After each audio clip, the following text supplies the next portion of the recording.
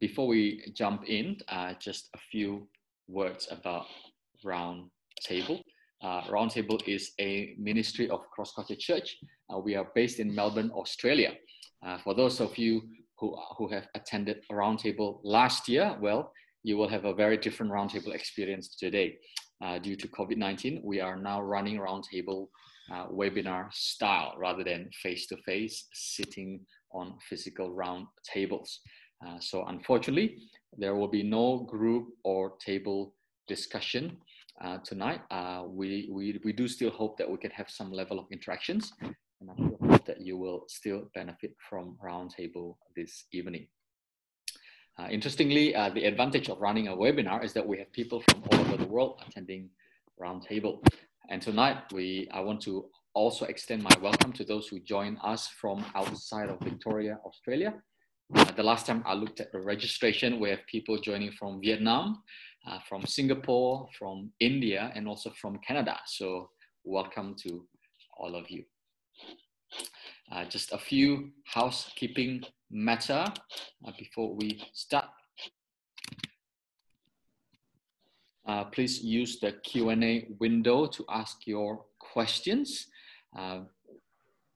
You can use the chat window to chat with one another, to maybe make some comments. But if you want to ask questions, please use the Q&A window. We will attempt to answer the questions at the end of the presentation. So please send your questions anytime during the talk. Time is limited, so not all questions will be answered. You can ask your question anonymously or not anonymously. If you tick anonymously, and if your questions are not answered tonight, and if you ask it without being anonymous, we will endeavor to get back to you offline after the session tonight. Of course, you can still ask questions via our Facebook page, facebook.com/roundtablecc, CC for Cross Culture, or email us at roundtable@crossculture.net.au. Now it's my pleasure to welcome and introduce you Bernie Power. Bernie is no longer a stranger to Roundtable. He is featured in Roundtable almost every year. And so Bernie, welcome again to Roundtable. Great, good to be with you. Let me ask you a few questions just for us to get to know you a bit, Bernie. Maybe firstly, tell us a bit about yourself. Mm-hmm. Okay, so I grew up in Sydney and moved down to Melbourne. I became a Christian when I was at uni at Sydney University doing a science degree. It's my first degree. Came down to Melbourne and I was teaching, and then I felt called by God to go and work amongst Muslims. So I left teaching and went to what was then Bible College Victoria and studied, and met this lovely young medical student. We celebrated our 38th wedding anniversary earlier this year. We've got 2 sons and 2 grandsons, and spent about 21 years living and working overseas, working amongst Muslims. Okay. And I know that you really enjoy cycling. Every time I see you coming to Cross Culture, you're always cycling. You are very strong, Bernie. I hope that when I'm old, I'll be as strong as you. Another one I want to ask you, Bernie, what are your most and least favorite things during this lockdown? Yep. So my most favorite thing is having lots of time to do work. So I'm a bit of a workaholic, so that's great. It's a lot less distraction.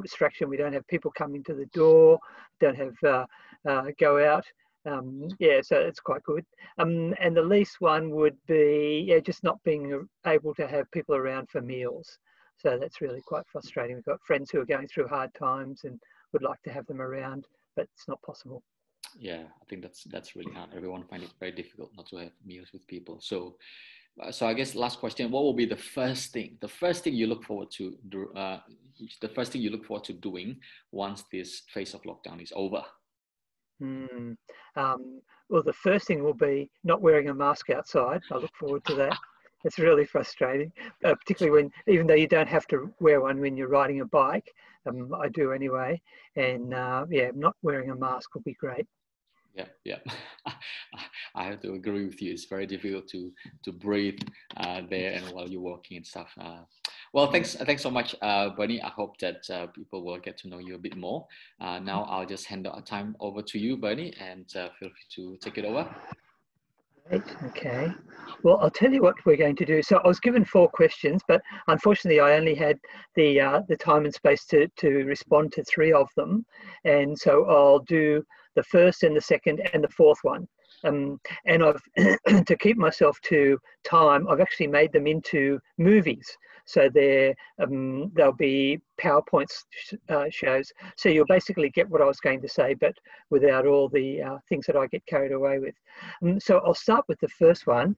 And so our first question is, does racism or unconscious bias exist in religions or in Christianity and Christian history? Let me begin with a story. A few years ago, when our family was living in Oman in the Middle East, we were attending the large international church. It was led by an English minister. And at the beginning of the service one day, he announced that a princess, a member of the ruling royal family, would be attending the service this morning, so we should be ready for her. This was a unique event. It had never happened before.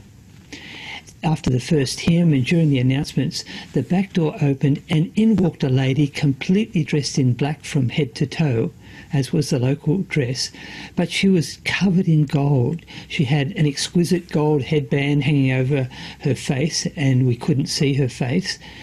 She had an elaborate necklace that was covering her chest and a multitude of gold bangles, each going from her wrist halfway up her arm. And as she glided in, the church went silent, and all we could hear was the chink, chink, chink of the gold touching together. The minister addressed her as Your Royal Highness, and he thanked her for honouring our meeting with her presence, and then asked the ushers to show her to a seat in the front row. And she was shown that seat, and she sat down, and the announcements continued. Then the back door opened again and in walked a man. This man was obviously a Pakistani. He wore a shalwar kameez, the baggy shirt and trousers. And it was obvious that he was one of the low-paid Asian labourers in the country. His clothes were filthy. He had a grubby turban on, wrapped around his face, which we couldn't see.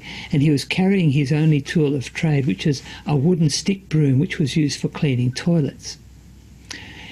He walked in, seeing that there were no seats at the back. He walked up to the front and was about to sit down beside the princess.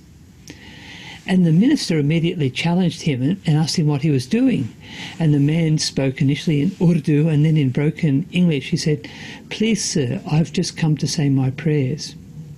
"Yes, you may pray," said the minister, "but you can't sit there.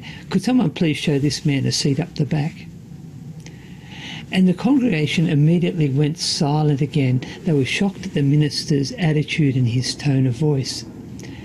And at this point, I removed the turban that was wrapped around my face and showed the congregation that it was me wearing a Pakistani outfit. And then the princess stood up and removed her face veil, revealing that it was my wife Catherine in a burqa, wearing gold that she had borrowed from our Omani neighbours. The minister then announced that today's sermon would be on James chapter 2, on what happens when a rich person and a poor person come into church. And it was clear from this passage in James that discrimination based on wealth and social class existed in the early church, and it still does. We often judge people by the colour of their skin and by their ethnic background, by how they look, or by who we consider them to be. And there's also just plain racial discrimination. In Galatians 2, Paul tells how he opposed Peter when Peter came to visit Antioch. Peter and the others, including Barnabas, were initially eating with the Gentile Christians. But when a group of Jewish Christians who supported circumcision arrived from Jerusalem, Peter and the others separated themselves from the Gentile Christians and didn't eat with them any longer. And Paul rebuked Peter about this. So racial discrimination was an issue in the early church, and it still is today in many ways. Later on in this session, you'll be given an opportunity to think about the ways that you have seen racial discrimination in your own life or in society or on the church. But let's have a look at racism. What is it and where does it come from? A definition. Racism is prejudice or discrimination or antagonism against a person or a group because of their ethnic or racial background. Your race or your ethnic group is something that you can't change. You were born with it. It wasn't a choice that you made like your religion. You can choose your religion or change your religion. You can't change your race. And racism categorises people on the basis of a single characteristic, which is their skin colour. And a simple analysis shows that it has to be wrong, because it's not possible to say about any race that all Africans are such and such, or all Asians are such and such, or all Caucasians, white people are such and such. It's obvious that there is a lot of variety among the individuals within each racial or ethnic group, but racism treats them as if they're all the same. Well, where does this idea come from? Let's have a look at the nature of personhood. Every person lives with three identities. First, there is your personal identity. When you're a child, you realise that you're different, you're unique, you're not like everyone else, because there's things that you like and things that you don't like, things that you want to do, things that you don't want to do, and you discriminate yourself from everybody else. That's part of your personal identity. Your second discovery is that you're a human. You see animals like dogs and cats, or insects like flies, and you realise that you're actually more like your mother or your father or your brother or sister or your next door neighbours or your relatives than you are like these other living creatures. You are part of the human race. You're a human being. The third discovery is often a little bit harder to make because it's in between those two identities. It is that you are a member of a culture or a subculture or a race. Usually growing up, you'll be surrounded by others of the same group, and you think that this is quite normal, in fact even universal.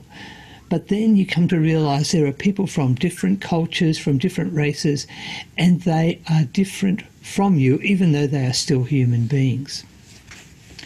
And Tim Keller makes this observation. He says, every culture that is not based on God will make an idol, an ultimate value, out of something else, and that idol will necessarily divide.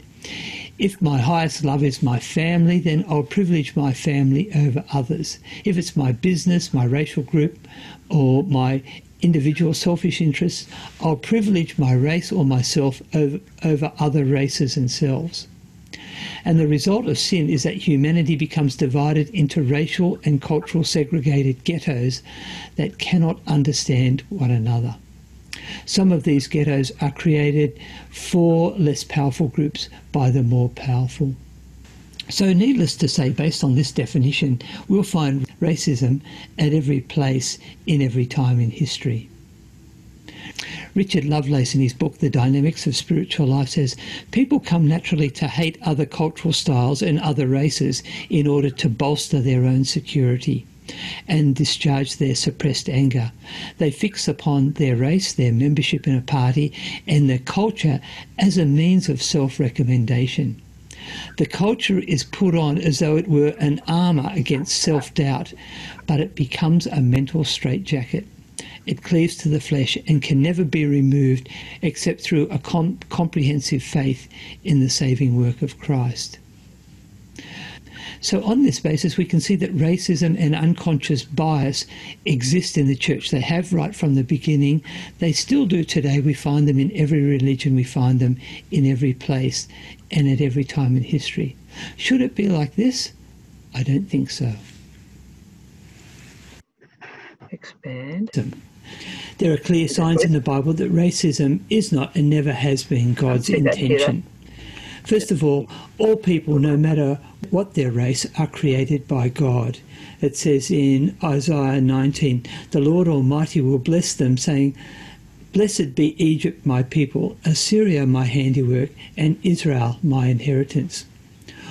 All people belong to God by virtue of creation, and so mistreating any one of God's creation will make those who do it answerable to him. Secondly, all people, no matter what their race, are created in the image of God. In Genesis 1:27 it says, God created man in his own image. In the image of God he created him, male and female he created them. There is no such thing as an inherent racial superiority or inferiority. All people are by nature equal. Thirdly, God loves all people regardless of their ethnicity or their nationality or social status. In Deuteronomy 10 it says, For the Lord your God is the God of gods and the Lord of lords, the great God, mighty and awesome. He loves the foreigner residing among you, giving them food and clothing. In John 3:16, probably the most quoted verse in the Bible, it says, For God so loved the world that he gave his only Son. God's love is universal. God is not racist. He doesn't discriminate between races. In Acts 10, verse 34-35, it says, God does not show favoritism, but accepts men from every nation who fear him and do what is right. And in fact, race itself is a creation of God. Acts 17:26 says, From one man God made all nations that they should inhabit the whole earth, and he marked out their appointed times and the history and the boundaries of their land, the exact places where they should live. Why would God do this? Why didn't God just make everyone the same? The answer is that God loves variety. We see in Genesis chapter 1, when God's making the world, he doesn't put in it just one kind of tree or plant, but many kinds. He doesn't just put in one kind of bird or fish, but many kinds. Not just one kind of animal, but many types of animals. And also in humans, God creates variety amongst them. And this is the nature of God himself, because God is three in one. There is variety in the nature of God. The Father is not identical to the Son is not identical to the Spirit. In the very divine nature we find diversity in unity and unity in diversity. And on the day of Pentecost, when the good news gets preached to the people, the Gospels speak to the multinational and multilinguistic crowds, each bringing the good news in his or her own language. God didn't just speak in one language and expect everyone to learn it, as we find in Islam with the Arabic language, but God is not monolingual and he's not monoethnic. The God of the Bible is a universal God.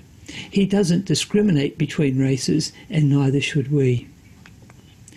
In fact, the Bible says, you are to love those who are foreigners, for you yourselves were foreigners in Egypt. And he says, if you show favoritism, you sin and are convicted by the law as lawbreakers. So racism is sin. When we come to the life of Jesus, we see Jesus picking up this whole issue of race. In the story of the Good Samaritan, he makes a foreigner rather than a Jew the hero of his story. Now, Samaritans were considered socially and politically and religiously inferior to the Jews, but Jesus doesn't despise them as his fellow Jews did. And in fact, we find Jesus interacting with many non-Jews. There's the Samaritan woman at the well and those of her town. We see the lepers who Jesus healed, one of them who was a Samaritan. We see the Roman centurion, the Gadarene demon-possessed man, and the Syrophoenician Canaanite woman. In every case, Jesus interacted personally with them. He often commented positively on their faith, and in each case he gave them the teaching and the healing that they needed. And just before his ascension, Jesus told his disciples to go and make disciples of all nations. No race, no ethnic group was excluded from the good news. the kingdom of God is open to all. Jesus is a wonderful model of interracial relations, of working with people who are different from yourself. Paul obeys Jesus' command and follows his teaching and his example, and he sets out to take the gospel to all nations. And in the missionary journeys, you can see the map there, we find him travelling all around the Mediterranean. He mixes with Jews and Greeks and Romans and Macedonians and many other different nationalities, taking the same good news to all of them. And his teaching is all inclusive. Racial differences are not important. He says there are neither Jew nor Gentile, neither slave nor free, neither male or female, for all are one in Christ Jesus. In 1 Corinthians, we were all baptised by one Spirit to form one body, whether Jews or Gentiles, slave or free, we were all given the one Spirit to drink. He says there is no difference between Jew and Gentile. The same Lord is Lord of all and richly blesses all who call on him. Jesus, Paul teaches, removes hostility and he introduces harmony. He says, therefore you are no longer strangers and foreigners, but fellow citizens with the saints and the members of the household of God. God isn't about separation, but he's about inclusion and unity. And the good news, the gospel, doesn't mean we're just brought near to God. It means we're also brought near to people that we once considered to be different from ourselves. God restores relationships with people and groups that we've even mistreated in the past. This is called reconciliation. It's about the removal of prejudice and the restoration of a relationship to a healthy understanding and appreciation of others. God is a reconciler, a reconciling God, and the gospel at its core is a message of reconciliation that brings people together. God brings peace where there was once strife and kindness where there was once animosity. He's done it with us and he can do it between us and our neighbours, whether black or white or brown, skin colour doesn't matter. If we belong to Jesus, we're part of this new movement to bring reconciliation between people and God and between different groups in society. As his representatives, we have the opportunity to share how the life-giving message of the gospel creates a healthy relationship with God and healthy relationships between people, no matter who they are. So this is the Bible's teaching about race and reconciliation. So that was the presentation for the first half, and we'll have another one later. We'll talk about the Black Lives Movement and the Black Lives Matter movement, and and just a thing to kind of bring it all together. What does Christianity have to say about the Black Lives Matter movement? One of the slogans that we hear from the Black Lives protests is "No justice, no peace." This is actually a quote from Martin Luther King, and it sounds very biblical, and it is. You would find in the Bible, in Psalm 85, it says, mercy and truth are met together, righteousness, and the word there actually means justice, which is tzedakah in Hebrew, and peace have kissed each other. In Isaiah 48:18 it says, "Oh, that you had listened to my commandments, then you would have had peace flowing like a gentle river, and righteousness or justice rolling over you like waves on the sea." And again, in Isaiah 57, it says, "He shall enter into peace, they will rest in their beds, each one walking in his uprightness or in his justice." And finally in Isaiah 60, God says, "I will make peace your administrators and righteousness your overseers. Violence will not be heard in your land, nor devastation or destruction within your borders, but you will call your walls salvation and your gates praise." And this seems quite logical, doesn't it? That if you have a just society, then peace will follow, because there's going to be equality and understanding amongst the different groups in the society. And conversely, without any justice, there can be no peace or social harmony. The two are intertwined. So the question is, what is a just society? Well, there's several ways to think about this, and I'm going to describe one which is based on a system, a worldview called postmodern critical theory, and I'll tell you why this is important later on. In this worldview, all injustice is a result of unjust structures and systems that are based on unequal power within the society. And this can be seen most clearly in what they call intersectionality. That's the places where important distinctions are made. And the ones that they identify are race, gender, sexual orientation, and gender identity. And there is a hierarchy. And at the top of this hierarchy are those who are white, male, straight, and cisgender. Cisgender means a person who identifies their gender now with the gender that they were given at birth. If you were born and you were told you were a male and you're still a male, then you're cisgender. And these are the people who have the most power in society. At the bottom of it are those who are black, female, gay, and transgender. And according to this system, they have no power. And there are many categories in between. As you mix those different groups up, people are more powerful or less powerful. But we can see where the power lies and where it does not lie. But these structures are not amoral.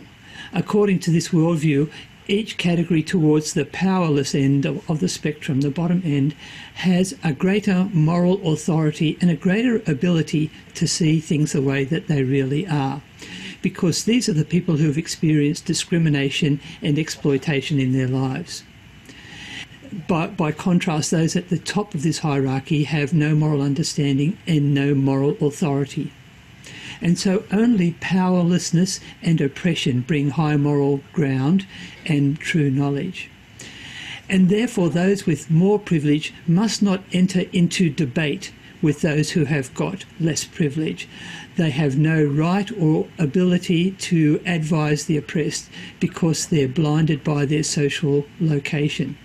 Their job is simply to give up their power, and the people down the bottom should take all the power.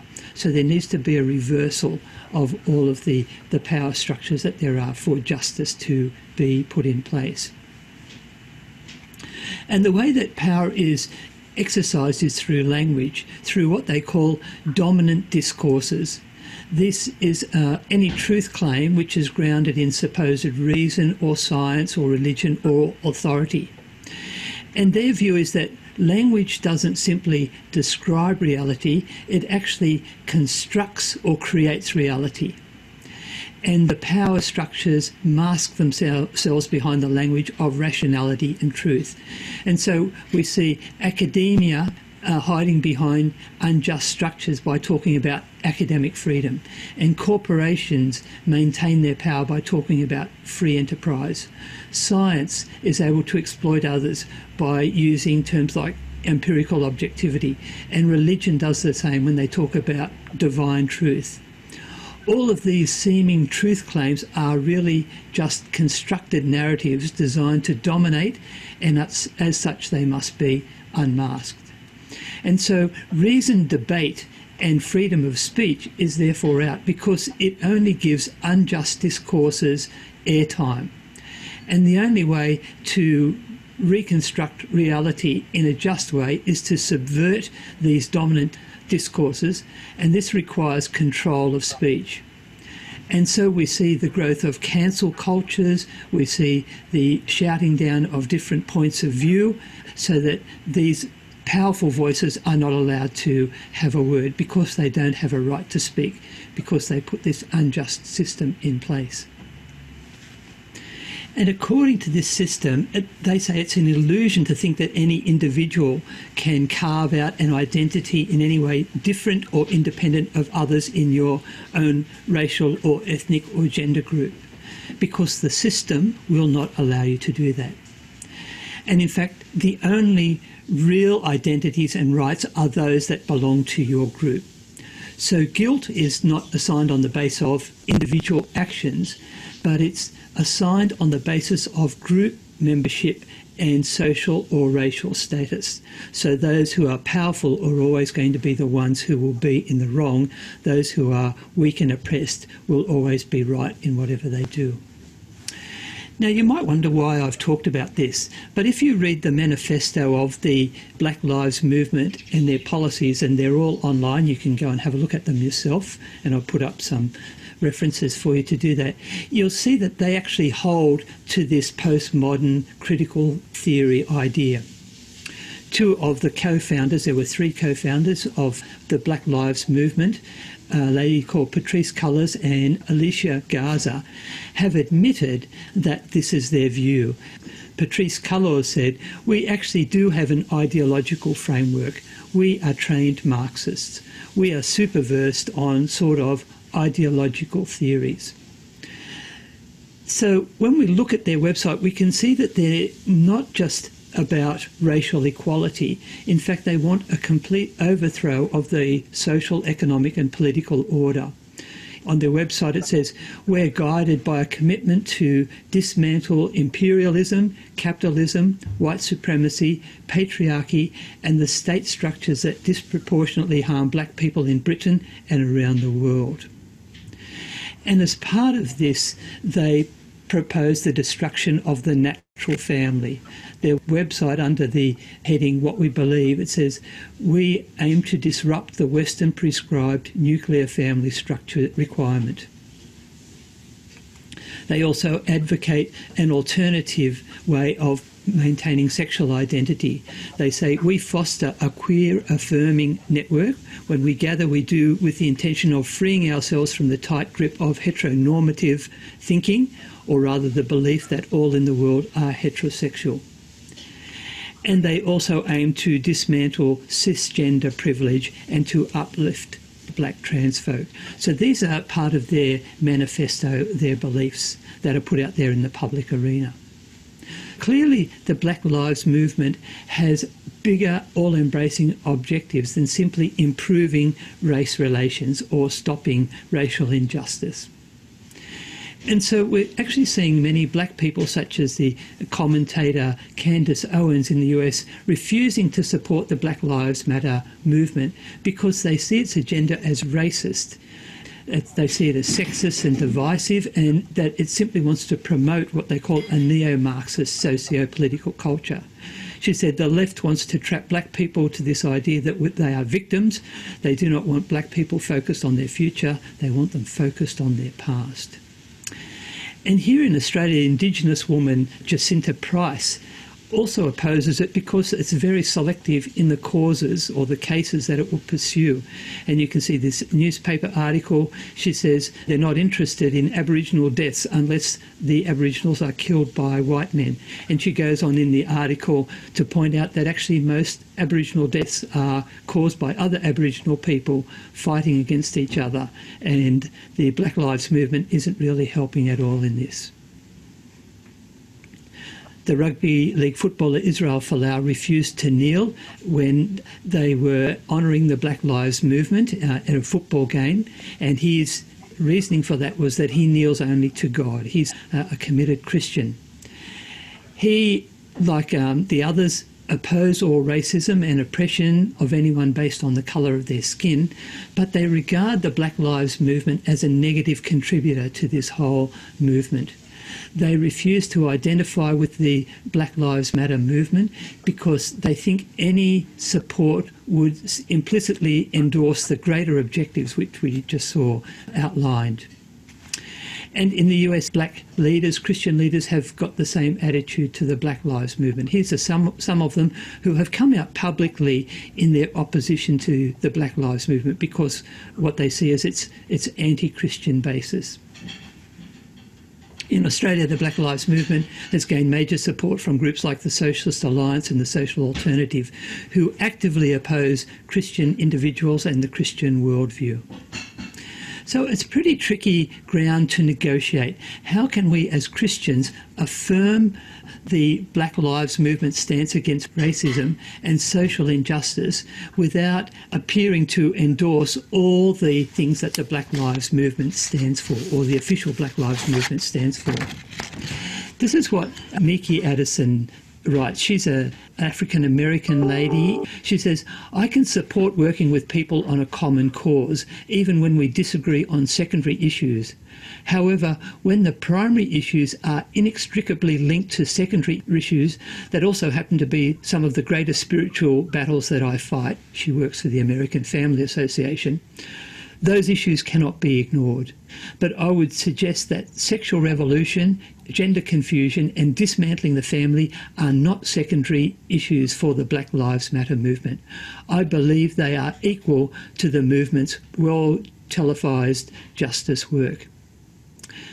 So it is a thorny and a tricky issue, and I think every person will need to make up their own mind about what they should do if they're put in a position and asked whether they support the Black Lives Matter movement.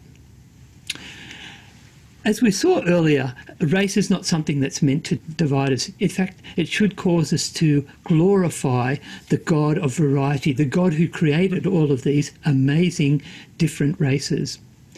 It should keep us curious and alert, because we recognise that other races and other cultures don't do things the same way that we do. And we also realise that no race or no culture is perfect. Every person is fallen, every structure is fallen, every race, every culture is fallen. We can be proud of our achievements, but we should also be humble about our shortcomings and be curious and alert and willing to learn from other races and other cultures. I'll finish off with a joke. It's a European one. It says, this is the definition of heaven from a European perspective. It's the place where the cooks are French, the police are British, the mechanics are German, the lovers are Italian, and everything is organised by the Swiss. Sounds great. But their definition of hell is the opposite. Hell is where the cooks are British, the police are German, the mechanics are French, the lovers are Swiss, and everything is organised by the Italians. We recognise that every culture, every nation, every race, every group of people has its strengths, but they also have their weaknesses, they have their challenges. And it's actually only when we see all the cultures and all the races and all the groups standing together and working together that we'll see the beauty of God's plan for the universe. That will ultimately have to wait until we get to paradise. In Revelation chapter 7, it speaks of heaven like this. John says, I looked and there was a vast multitude from every nation and tribe and people and language. No one's excluded, which no one could number, standing before the throne and before the Lamb. And they were robed in white with palm branches in their hands, and they cried out in a loud voice, Salvation belongs to our God who is seated on the throne and to the Lamb. And this gives us a reminder to go back to what Jesus said.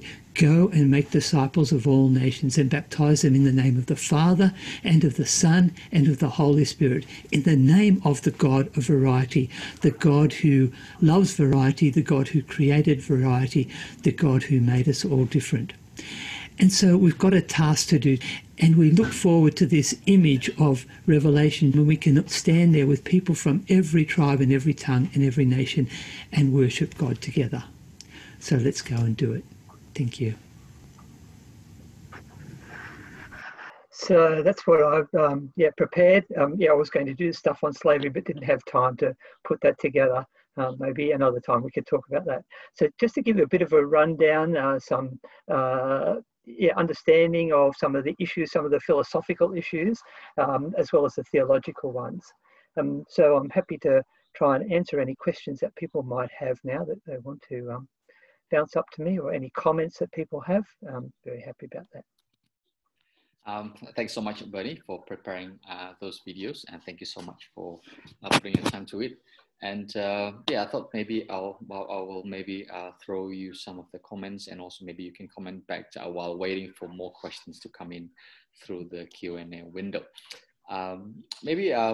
Just the first one, there's a contribution, a really good contribution by Wendy Chan. She said, I haven't witnessed authentic and sustained racial reconciliation personally, and wonder what it actually looks like. So I don't know, Bernie, have you personally seen an authentic and sustained racial reconciliation, and how does it look like?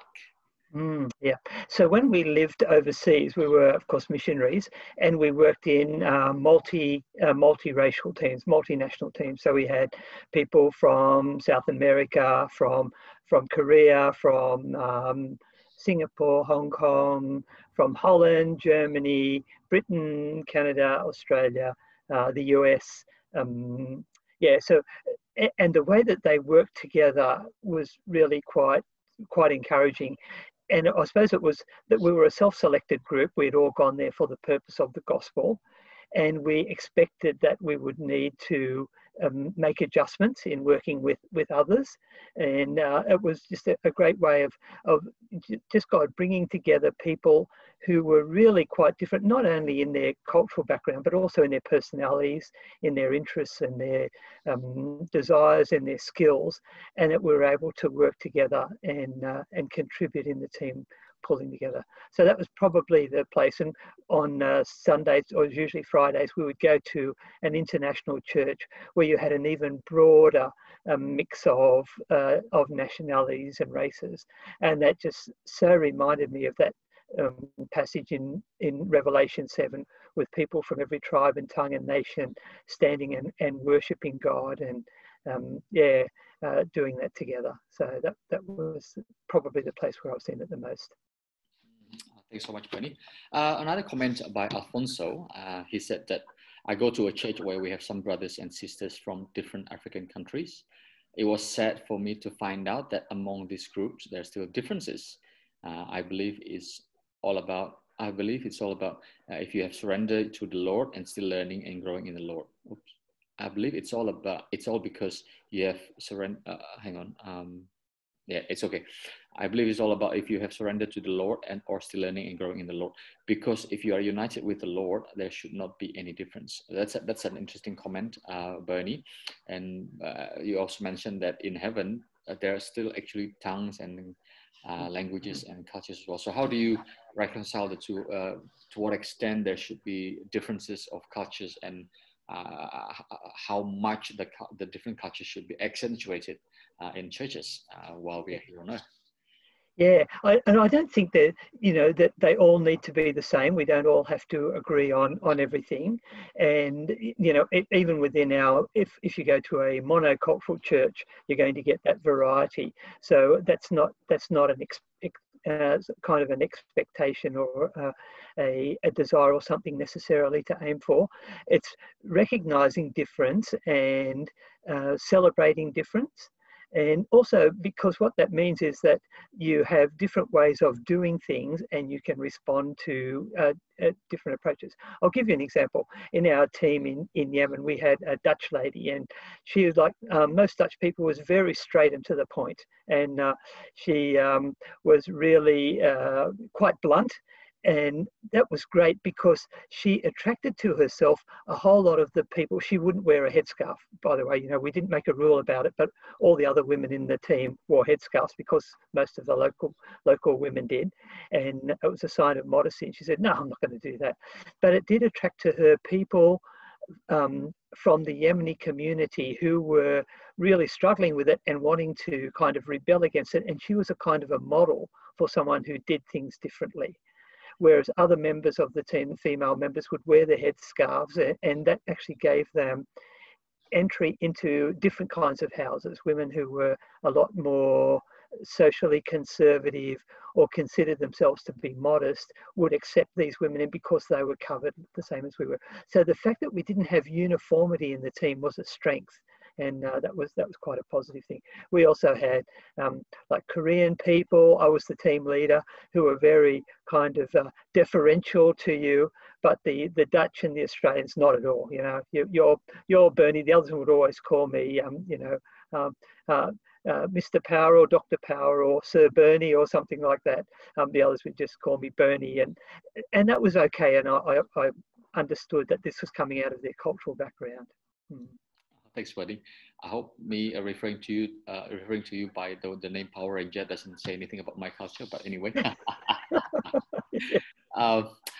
Another question, Bernie. I think Alex mentioned as well in the chat that interracial harmony tend to be present in countries where the majority of the people knows God and understood that God loves all people. We can see this with the end of apartheid in South Africa and the end of segregation in America. So I'm not sure, Bernie, in your observation, is this the case? Yeah, it certainly helps. And it's interesting to see the big movements where we've seen the breakdowns of these structures have come usually through the work of Christian people who've got involved in. I'm thinking, say, the end of slavery in Europe came from people like Wilberforce and the Clapham sect, the group of Christians who would get together and study the Bible. And I've actually been to Wilberforce's house in the UK, and there was still the kind of the mementos of things that he had, and one of them was the verse, you know, do to others as you would have them do to you. And so he printed this out on papers with pictures of slaves that were going from the slave ships that were coming in and saying, would you like other people to do this to you? So if not, why are you doing it to others? Dr. Martin Luther King, who I mentioned before, was a Baptist minister, and he was able to use his faith as a way of breaking through and helping with the civil rights movement. So it's certainly a big plus. Yeah, I think. Thanks, Bernie. A question about the Black Lives Matter. Do Christians tend to intellectualize racial justice, specifically Black Lives Matter? Intellectualizing in the sense that when a person talk or write or think about racism, rather than using it and actually putting the idea into action. So do Christians tend to intellectualize this idea, this concept of justice? Is it just our talk and not our walk? Yeah, it depends on the person. So for some people, that will be the way that they process information. You know, they'll look at it and try and understand it from a kind of an intellectual or philosophical perspective. For others, it's much more about the practical things that, you know, if my next door neighbours are struggling, then I go and help them, and that's their kind of response to racism, rather than necessarily thinking through all of the ins and outs of how they got to be in that situation, why they're there, and the structures that are holding them in those difficult situations. Okay. Another question about Black Lives Matter. Hi, Bernie. Discussions along these, the Black Lives Matter and Marxism, etc., along these lines are usually thought out well and long. To connect with our current culture that likes bite-sized information, do you have any ideas or any tools of how to empower the church to engage the minds of young people, especially the culture that likes bite-sized information? Yeah. I mean, that's a bit of a challenge for us who are communicators to put information out in ways that are meaningful and significant. We face this, of course, when we were working overseas. In a lot of the countries, a couple of countries we worked in, the levels of literacy were quite low. And so there was no way that you could give a person a book and expect them to read it because they couldn't read. So you had to think of, well, what are the alternative ways that I can package this information, the same information, in ways that are meaningful to them? And of course, Jesus is the great example of that. You know, we see him telling the parables and talking to people with language that was significant and relevant for them. And I think that's the kind of thing. But at the same time, we should be encouraging people to raise their level of education or thinking or considering about these matters. I think that's really, really key. Thanks, Bernie. Maybe one more about the Black Lives Matter. If I'm not mistaken, you have presented some pro-Black Lives Matters and anti-Black Lives Matters movement arguments as a Christian. So is there no definite stand for Christians on Black Lives Matter? Is there no definite stand for Christians on Black Lives Matter?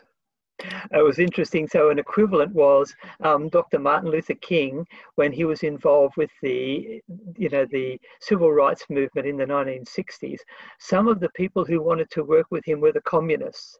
And they said, we agree with you. We think that the system is rotten and it needs to be changed and it needs to be overthrown. And he wrote a really strong critique of about communism, on why he didn't believe it. He said it's a godless system, it favors oppression and whatever. He said, but we can still work with them on some things. And so amongst Christians, you'll find the two ends of the spectrum. Some who will say, look, this is a prophetic movement. The church should have been in there first. We should have been speaking against black oppression and discrimination. And others at the other end of the spectrum saying, we will have nothing to do with this movement. It's got nothing good in it because of the things that I talked about there. And if we want to work, we will work on our own, but really quite separate from that. And I think, yeah, people can find themselves, and again, you know, God being a God of variety, I don't know that God has a one policy that you should be involved with this or you should not be involved in this, but to engage in it thoughtfully and to make sure that you don't compromise your principles, whichever way you go, that you don't either find yourself at the point of ignoring or minimizing the bad things that are happening to people of different races, or at the other end of just saying, well, my Christian faith is just, you know, not really that significant. We need to hold those two together. And I think that's the challenge. I think you mentioned about maybe rather than joining the movement, maybe starting a different movement, but maybe we cannot start another grassroots movement, but maybe what about churches? How can individual churches assimilate people from different cultures without diluting their cultural background? What are some practical suggestions there, Bernie? Yep. Yeah, there's been some stuff that's been written on this, on multicultural churches, and I think that's important to engage with that. But you know, the thing that's really important, I think, is to think about it for you as an individual. You turn up to church one day, and it's very common that people will mix, particularly in larger churches, only with the people that they know, their friends, who tend to be people like them. And to be someone who's going to be like Jesus with the Samaritan woman at the well, to break the cultural rules and actually reach out and go and connect with the person and listen to them, engage them, find out what are their issues. And it's not comfortable, it's not easy. It would be easier to stay with your friends who you understand, you speak the same language, you think the same way.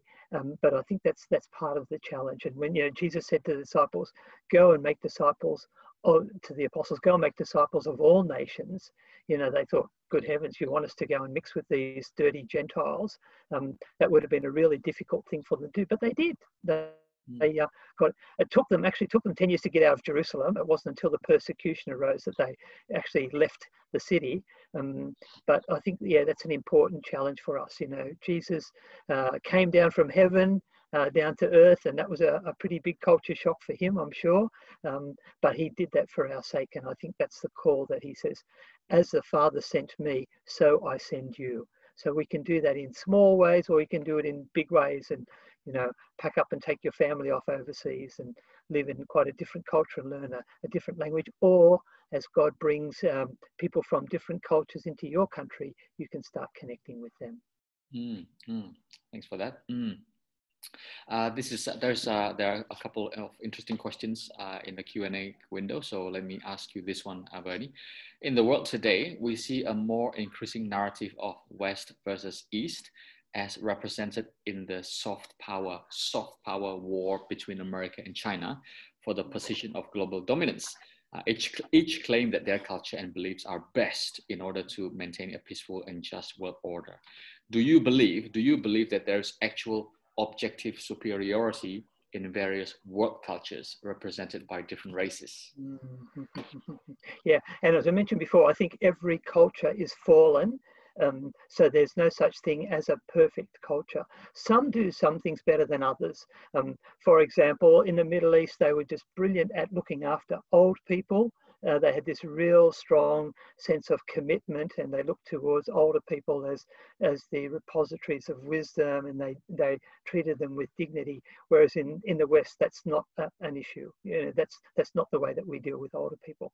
But if you're a pet, then probably the West would be the best place to live, because you get treated much better as an animal here than you get treated in other places.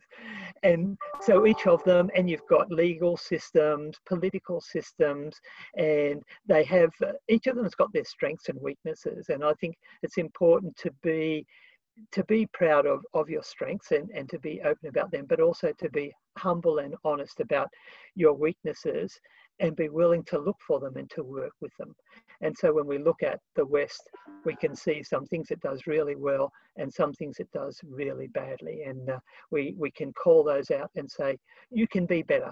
You can pick these up and you can actually improve, and do the same with China as it's going through this process of becoming an increasingly stronger, significant world power, to be willing to call it out and to say, we can see some things that you're doing really well, but we also recognize some things. As Christians, we're not called to come down on one side or another with the political orders. We're called to have a prophetic voice, to be able to speak into the situation rather than necessarily putting our lot in completely with it.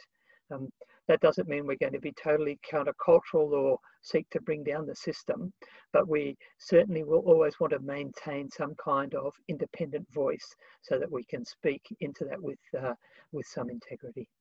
That's very good. Maybe one more question.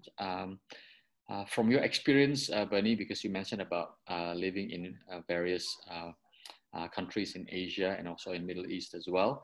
From your experience, do people in strongly Muslim majority and Muslim run countries, do they have much less racism? Not necessarily. It depends, so I've traveled through many Muslim countries, and one I was in was Sudan, and I did some teaching at a university there. And the people there, many of them would actually go to Saudi Arabia, to the heartlands of Islam, to work. And they said, we were treated really badly. And I said, why was that? And they said, oh, because of our skin color, because we were black. And they said, we really struggled to get promotion, to find jobs, to get promotion, to be accepted as equals, basically because of their skin color. And so that Islam doesn't necessarily, it's not colorblind. It's very much treated, that people, they have a hierarchy, they have a scale of how people are treated. So I don't think that they do necessarily very well in that area. Okay. There's one comment from Huimin. She said, with the virus originating from China and being of Asian background, we were automatically assumed we were from China and initially told it's time to go back home, which she responded that I'm home though. And she said that I think this happened due to a mixture of media and misunderstanding from the public due to the media as well. So, Bernie, any comment about how we should process the media? And Well, look, I'm sorry about that. And and again, within Australia, we get this whole perspective, a range of views, and you'll get some people who will have these, kind of off the wall views, and that some of it's been fed by the media. And I think the only thing we can do is to stand up to them and say, look, that's not right. This virus could have come from anywhere, and I'm not personally responsible for it. I didn't create it. So why are you treating? And that's ultimately racism, when you start treating a person on the basis of something that happened in their country which they haven't lived in. That's just incredible. So to call that out and just say, look, I don't think that's the right thing to do. How would you like it? And you can bounce it back to them. If people accused you of killing Aboriginal people because your forebears may have been involved in that in the past, would you accept that as a legitimate criticism of yourself? So you can bounce it back to them and talk about how that would make them feel if they were being lumped and caused to be counted as guilty for things that have got nothing to do with them. I think so. That maybe one last question, Bernie, and we'll end the question and answer with this question. Just if we talk about movement, we talk about churches, but let's say in your church right now, Bernie, if you're a church leader, for example, what are one or two practical things that you will do right now to help with the racial reconciliation process? Just one or two practical suggestion.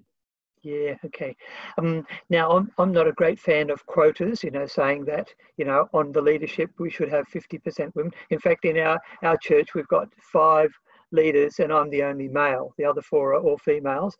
So I don't know. In fact, I think I was invited on as the token male. They needed an X chromosome, sorry, needed a Y chromosome. So that was why I was invited on. Yeah, but we do need to be aware that some people will necessarily, because of their background, and personality too, will find it difficult to put themselves forward. And we actually need to invite them to be part of things to make sure that they're not feeling that, oh, well, this is how things are always done here, and there's no place for me because I'm a minority, because I'm different to everyone else. It's good to make sure that we consult them and take seriously the kinds of things and interests that they and needs that they have. So that would be the one thing that I would do. Well, thank you so much, Bernie, for your time. Unfortunately, there are other questions that have come in. We hope to be able to engage with those questions offline due to the time restrictions. Thank you so much for taking the time to speak to us and to help us thinking through these issues. Thanks so much, Bernie. Before we close the session, let me just close with a few announcements from my side. And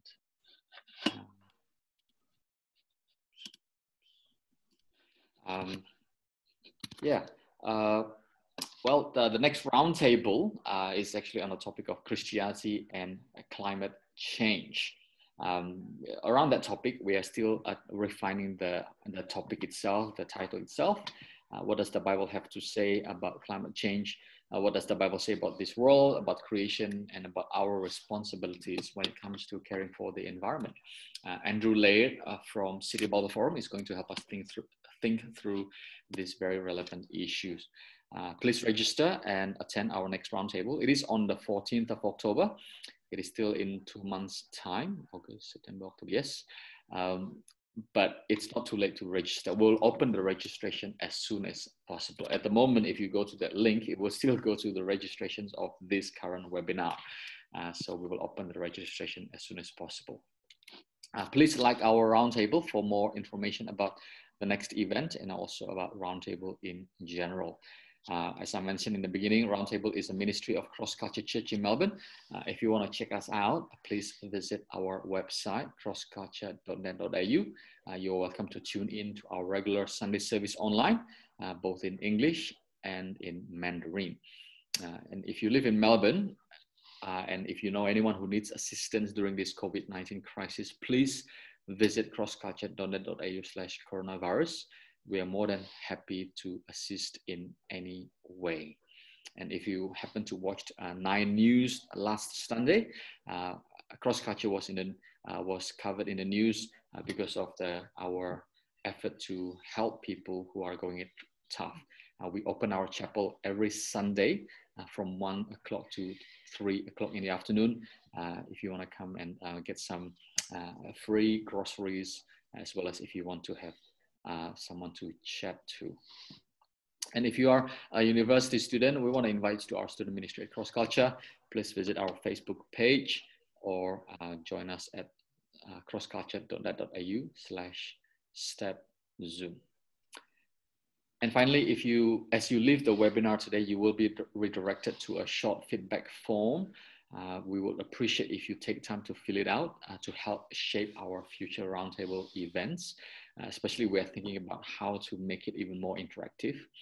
And in the form as well, you are welcome to sign up to our newsletter, as well as if you would like a copy of the recording of tonight's session, please indicate so in the feedback form. So that's it for tonight. Thank you very much for attending Roundtable.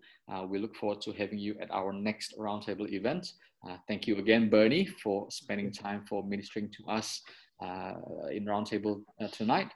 We hope to have you again in the next in the future session. For now, God bless you all, and bye for now. Thank you.